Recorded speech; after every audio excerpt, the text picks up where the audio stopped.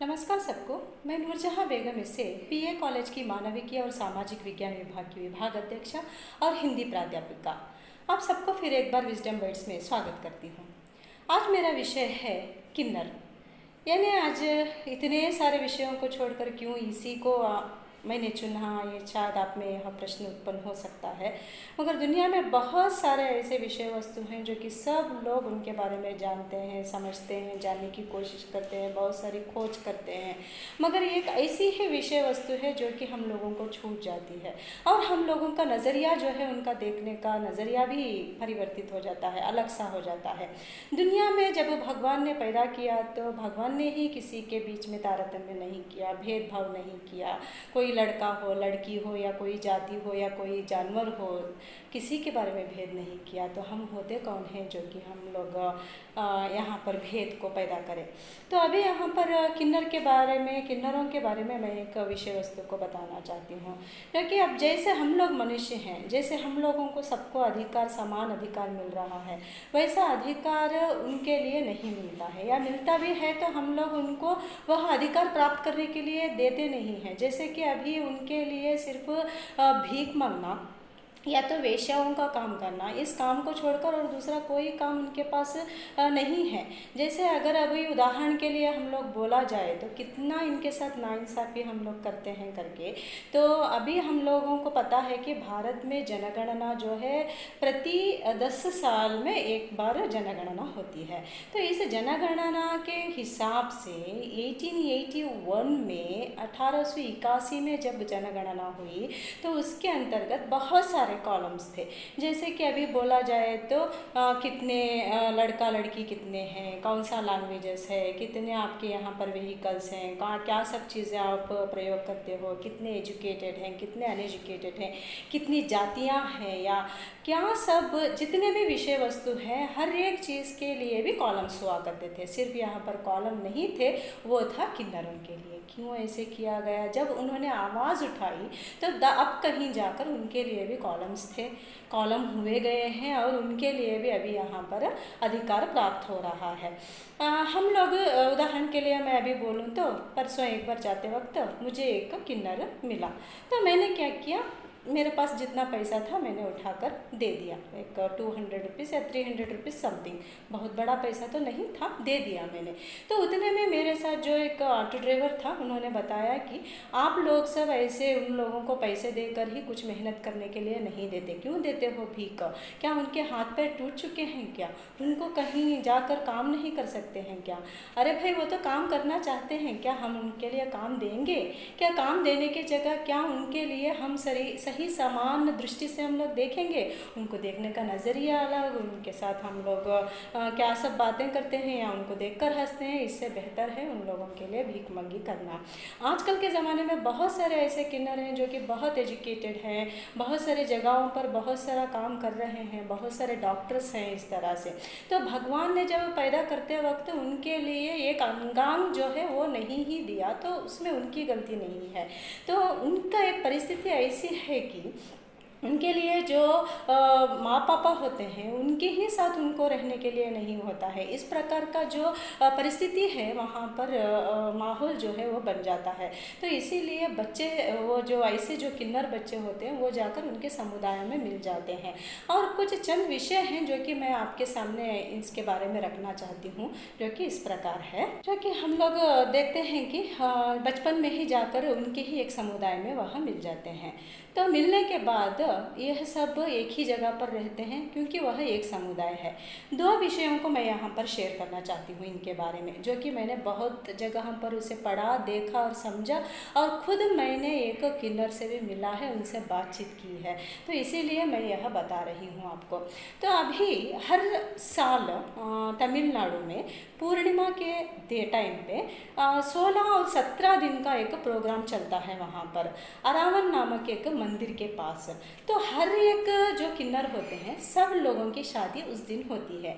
16 दिन जो है ये लोग बहुत अच्छे से प्रोग्राम, जैसे शादी के समय में जिस तरह से गाना बजाना डांस वगैरह जो भी होता है वो सब यहाँ पर होता है बहुत अच्छे से। तो होने के बाद 70वें दिन इनके लिए मंगलसूत्र जो है रावण भगवान के नाम का मंगलसूत्र इनको पहनाया जाता है। 18वें दिन क्या होता है कि उस रावण जो भगवान है उसकी मूर्ति को पूरे शहर में घुमाया जाता है, यहाँ वहाँ जुलूस निकाला जाता है। निकालने के बाद वह जुलूस के बाद उस रावण जो भगवान है उसके स्टैचू को वहाँ पर कतर कर फोड़ कर मार दिया जाता है। तो यहाँ पर जितने भी किन्नर लोग रहते हैं वो जितने लोगों के लिए भी यहाँ पर मंगलसूत्र पिनाकर सिंदूर भरा जाता है उसको सिंदूर को मिटाया जाता है और मंगलसूत्र को निकाला जाता है। जिस तरह से विधवाएं रहती हैं इस तरह से रहकर मातम मनाकर वह घर चली जाती हैं। तो इसका यह जो करने का मकसद क्या है, मतलब महाभारत युद्ध के संदर्भ में यहाँ पर जब काली की पूजा की जाती है, महाकाली की पूजा करने के टाइम पे वहाँ पर किसी का एक पुरुष का यहाँ पर बलि देने की ज़रूरत थी। तो उस संदर्भ में अर्जुन और नागकन्या का बेटा रावण जो है वहाँ पर उपस्थित हो जाता है। उपस्थित होने के बाद बलि के लिए तो तैयार हो जाता है, मगर वहाँ पर एक कंडीशन था कि वहाँ उस व्यक्ति को, जो व्यक्ति यहाँ पर बलि देने के लिए आता है उसका शादीशुदा होना बहुत ज़रूरी है। तो इसीलिए यहाँ पर वहाँ पर उपस्थित श्री कृष्ण ने क्या किया था कि वह लड़की का वेश धारण करके उसके साथ शादी करके वहाँ पर उसकी बलि दी गई थी। तो इसीलिए यहाँ पर किन्नरों का मानना है कि श्री कृष्ण भगवान एक पुरुष होकर भी उन्होंने लड़की का रूप धारण करके शादी किया था, तो हम क्यों नहीं कर सकते। तो इसीलिए जितने भी किन्नर होते हैं उनका जो भगवान है, उनका जो पति है वो रावण भगवान को माना जाता है। ये एक विषय हो गया। दूसरा विषय, जब इनकी मृत्यु होती है तो उस संदर्भ में इनके खुद के लोगों को वहाँ पर बुलाया नहीं जाता और उनका एक कंडीशन ये होता है कि उनके जो शव होते हैं उसे जलाने या उसे दफनाने के लिए जो भी कार्य होता है उसे करने ले जाने के संदर्भ में शव को खड़े कर लेकर जाया करते हैं और कोई भी बाहर का व्यक्ति उनको देख नहीं सकता, या अगर देखता है तो उनका समुदाय का मानना यह है कि नेक्स्ट जब फिर से उनको यहाँ पर दुनिया में पुनर्जन्म मिलेगा उस संदर्भ में फिर से उनको यही जो किन्नरों का जो जाति है वो मिल जाएगा या वही फिर से जन्म मिलेगा करके उनके लिए एक मान्यता है। और कोई भी यहाँ पर बाहर का व्यक्ति उनको देखने के लिए आ नहीं सकता।